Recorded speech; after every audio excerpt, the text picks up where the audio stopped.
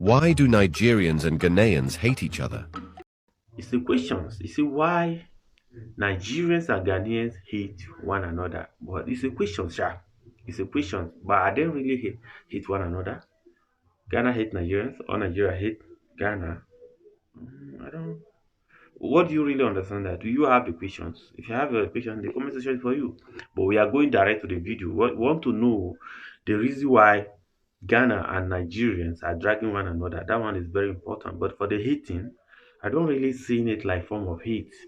But sometimes Nigerians use the word of hating. Oh, Ghanaians hate us. Yes, Nigerians always using and why Nigerians always using the word Ghanaians hate us. Normally, I've been hearing that word from many from many Nigerians. And why Ghanaians always replying to this that we did not hate you people, but we hate your character. Respect yourself anytime you become in Ghana. That's who hate what you do that is not correct. They hate your character, but they did not hate you. They don't hate you, they hate what you normally do that is not good. Ghanaian hate it. It's different, they hate you. Okay, let's go direct to the video because this video is about similar.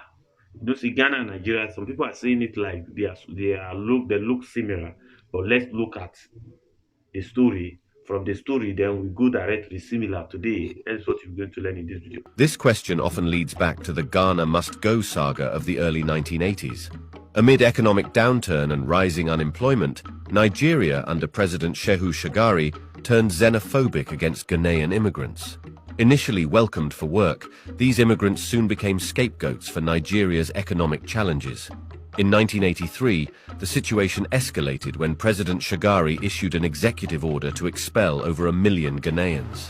Forced to leave with little notice, they packed their belongings into cheap striped bags, coining the term Ghana Must Go.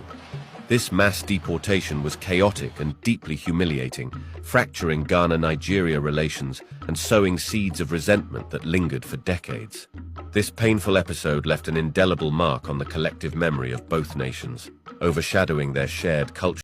Some people are saying that just because of Ghana must go, that is the reason why Ghanaians hate Nigerian. And for me, for my own observations, or for me also being in Ghana for a very long time, and I can tell you that that is automatically and originally lie. Yes, it's not even because of that. Because of if you are thinking that just because of Ghana must go, Ghanaians are hating Nigeria, that is automatically lie. There's nothing like that. Ghana don't hate Nigeria, but Ghana rather tell Nigeria that this is what you are doing in our country, that we don't really like it. And what is the thing? Now, like maybe stealing, criminal, kidnapping, fraudulent, and other thing. And that is what they don't like. They don't like Nigerian, and or another one is that maybe you rent one, maybe one Nigeria renting a house, and before you know, you see more than 20 people in the room, and that one not just be enough and fighting, they just be fighting and all those things. That is it. That is the particular things. But because I'll be hearing some rumors, some people are saying that it's because of Ghana must go, Ghanaians not forgive. No, that is lie. Nothing like that. Nothing like that. Nothing like that. It's the way some and it's the way some of them are living life in Ghana and when they are around Ghanaians. But in the same time also we also have some Nigerians where Ghanaians say they cannot even do without them. They love them. That is one thing people need to understand. Oh. Ghanaians love them. They can't do with these Nigerians. I hope you understand what I mean. There's a lot of them like that. Where Ghanaians like them, love them. If they want to talk one, two, they must answer, they must say, oh, this is my friend. If he's Nigerian, I like that guy. Me and that guy have been living for a very long time. And the same time, also, you also have someone who has been with Nigerian where Nigeria don't show them pepper, where we say they don't regret about Nigeria. No, it's not easy. So people should not be seeing it like just because of Ghana must go. Make Ghanaians hate Nigeria. Ghanaians never hate. I don't like your character, it's different. I hate you. I don't like the way you behave. It's different. I hate you. Because Nigerians always using the word, oh, Ghanaians hate us. That is wrong. Ghanaians never hate any Nigerian. They just that they don't like the way you behave. Amend it or you change the way you behave. And at the same time, it's not like almost all the Nigerians are behave because I can say that we have a lot of Ghanaians also who are half Nigerian friends who say they are friends, they are there for many years and they are still friends, they are still living in peace like that. There are there many. Hope you understand me. So that's what I mean. Let's continue. Cultural and historical ties. Despite shared bonds, the Ghana Must Go incident remains a poignant reminder of how political and economic turbulence can strain international relationships. Decades on, the legacy of this event continues to affect perceptions between Nigerians and Ghanaians, illustrating the lasting impact of governmental policies on the fabric of international camaraderie and neighborly relations. As you can see, these two countries, Ghana and Nigeria, can you call them their enemy of themselves? No.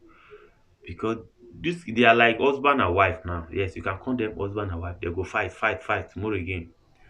They go now shop together. They will come and eat together. They will sit on the same table and eat together. That is how these two countries are is. If you mistakenly enter their midst and you don't know, maybe you are from another country and you go come enter their midst, try to think say you want to cause confusion, you are just deceiving yourself because these two countries, Ghana, Nigeria, they go fight themselves, blood will even come out.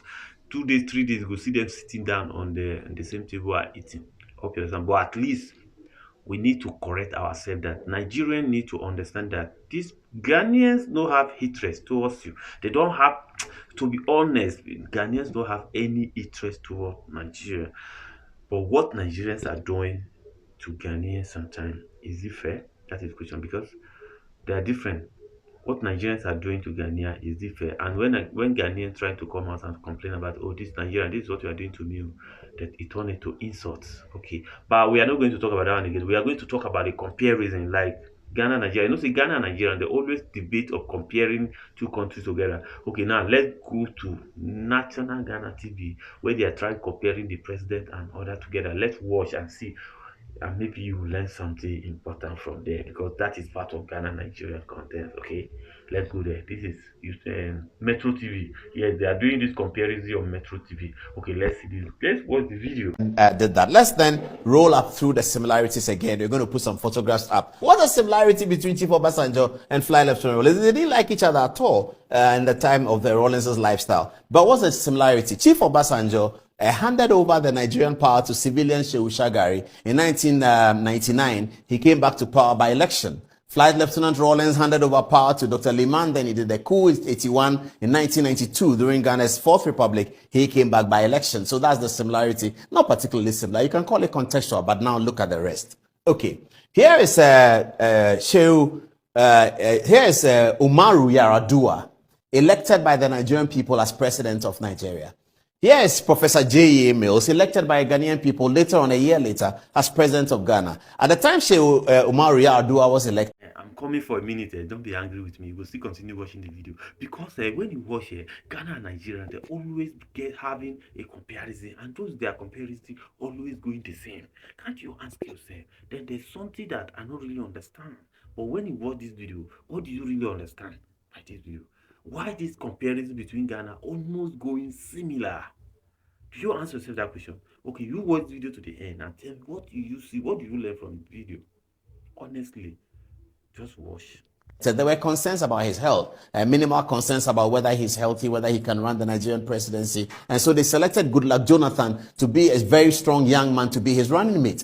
When Professor Mills was running for president, there were concerns about his health, that he probably was not particularly strong. So they selected a young man, President John Mahama, to be his running mate. Now follow the story. President Yar'Adua dies in office as the first Nigerian president to ever have passed on to eternal glory in office. A year later, Professor Mills dies in office in Ghana as the first Ghanaian president ever to have died in office in the part of his first term.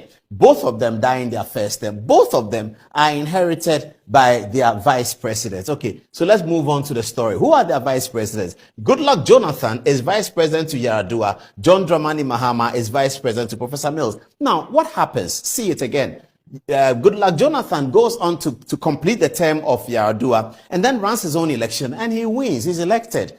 amidst a lot of controversy. Muhammadu Buhari was his opponent. Buhari was angry. He went to court, He was angry that he had been cheated. But Goodluck Jonathan's election stood and he was elected. John Dramani Mahama ran the last term of Professor Mills and then ran his own election in 2012 and was elected. Again, the Ghanaian opposition led by Akufo-Addo, who you call a veteran politician at the time, similar to Muhammadu Buhari, veteran politician in Nigeria. He complained that the election had been stolen. He went to court, etc., etc. And then what happened? Both of them were in their next election in 2015, 2015, and 2016 were particularly heavily defeated. Goodluck Jonathan was heavily defeated in one of the elections, the worst defeat of Nigeria's political history. Then a year later, as if we were not watching, same thing happened in Ghana. President Mahama was heavily defeated in what will pass as one of the heaviest election defeats of the Fourth Republic. So that's the similarity. We didn't put it down. We don't know what's going to happen tomorrow. We are not prophets. We are just sharing the data with you in the way in which the data pops out and the outcomes that we can get out of it. Okay, next agenda.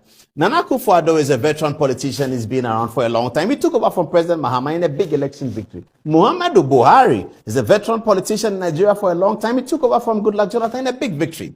Years later, after his first term, Muhammadu Buhari won a victory, not as big as the first one, but he remained president. And then comes President Akufo-Addo, who wins the election, not as big as he won it, but again, he won it. Now, President Akufo-Addo has been talking about break the eight. In Nigeria, it's not a new thing anyway. But Muhammadu Buhari then finds Tinubu, who becomes the APC candidate, who is not particularly favorable with him. But from what we are hearing in Nigeria, it looks like Bola Tinubu has tonight been elected as the Nigerian. This is how Ghana and Nigeria comparison always balance. We always comparing ourselves in this way between Ghana and Nigeria. The comparison always be like this, and that is how the comparison was, and always sweet, and everything always balanced. Okay, we are going to listen to our brother, our uncle, our father. Everything that we need to know is going to telling us so many things that we need to know. Let's go inside. Mr. Manager, good evening. I've not gotten time to of late talk to you. I've been busy with school and other stuff, but I've been following the AFCON and whatever went on in Ivory Coast. I am not going to justify that the Ghanaian supporters, what they did was right, but it was wrong, and I do not condone any form of violence. But it looks like those players on the field, Ghanaians feel like they are not patriotic enough. They are not willing to die for the country.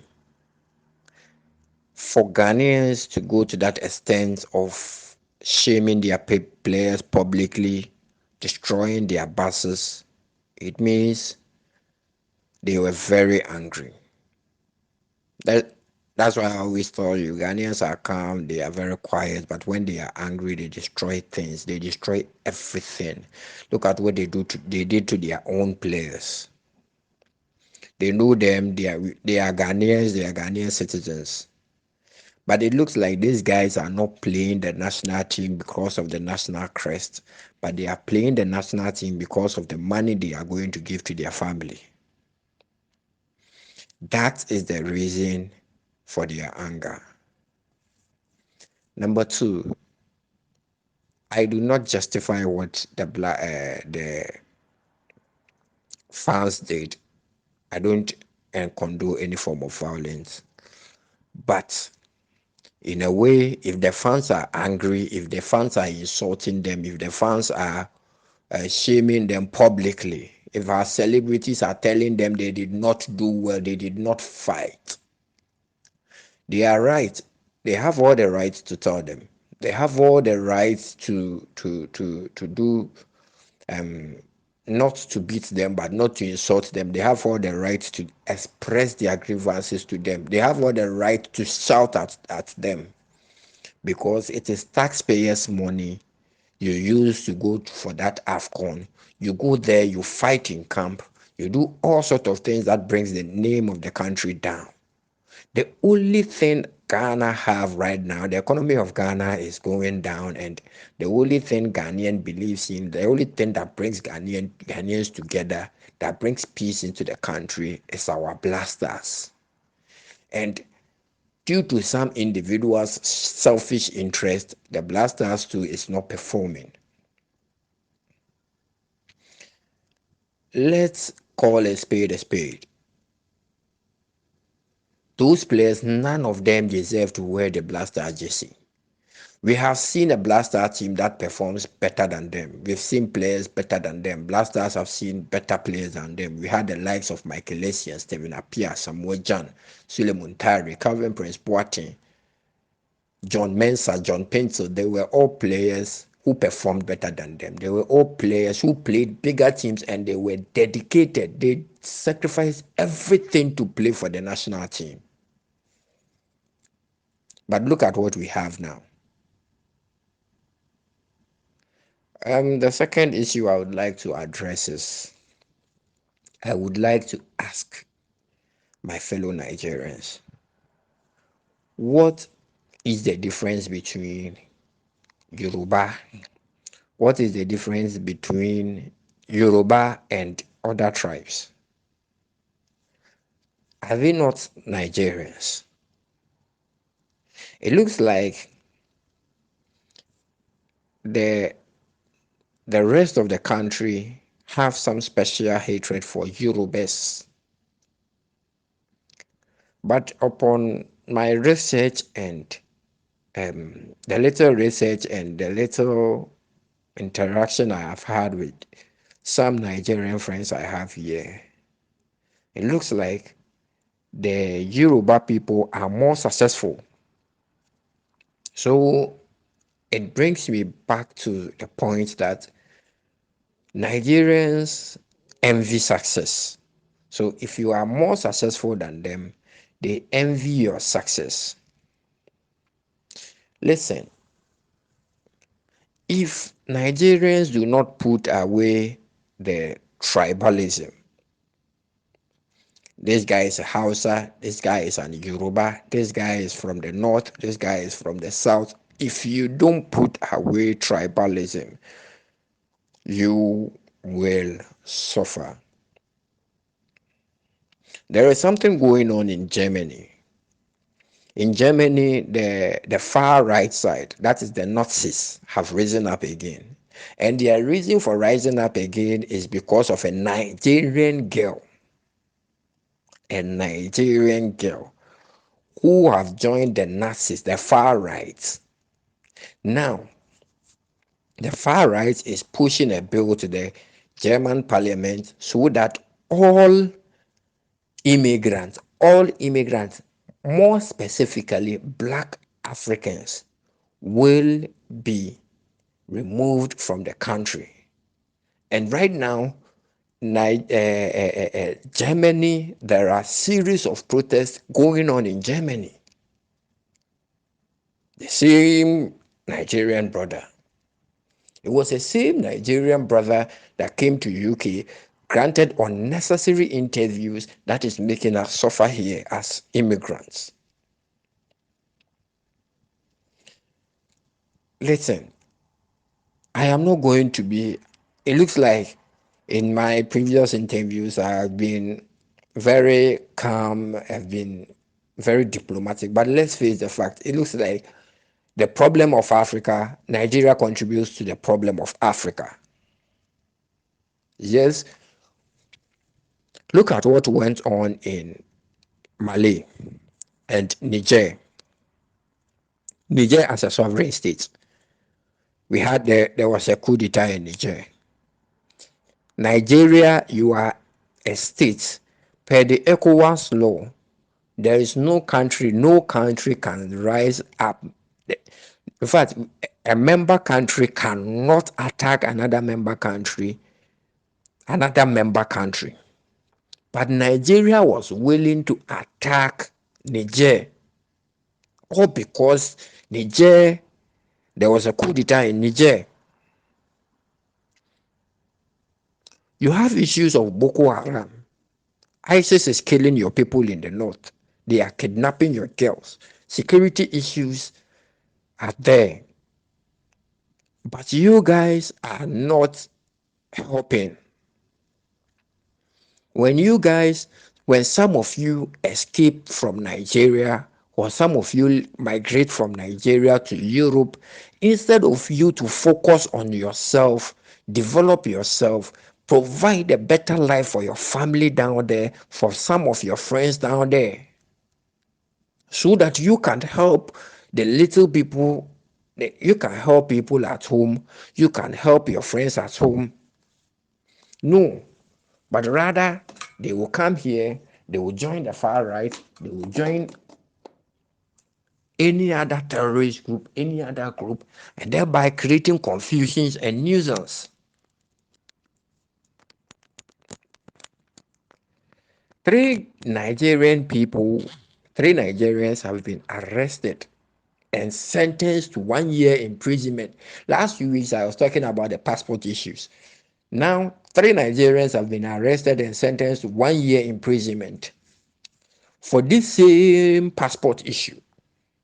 There are a lot of them that have been arrested and sentenced and it have not been reported. Ghana, almost every month, Ghana deports more than 900 Nigerians for committing one crime or the other. Talk of Europe. South Africa is now planning on banning Nigerians from entering. Why don't you channel your energy towards positive things?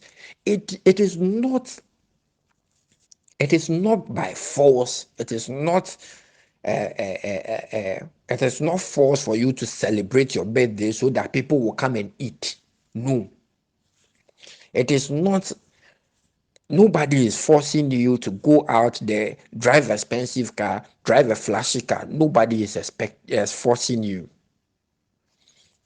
Life, you take time, you develop it, you plan, but you don't want to go through the stages of life. Most of the Nigerians do not want to go through the stages of life. They just want quick money, and by doing that, they drag and bring a lot of people down.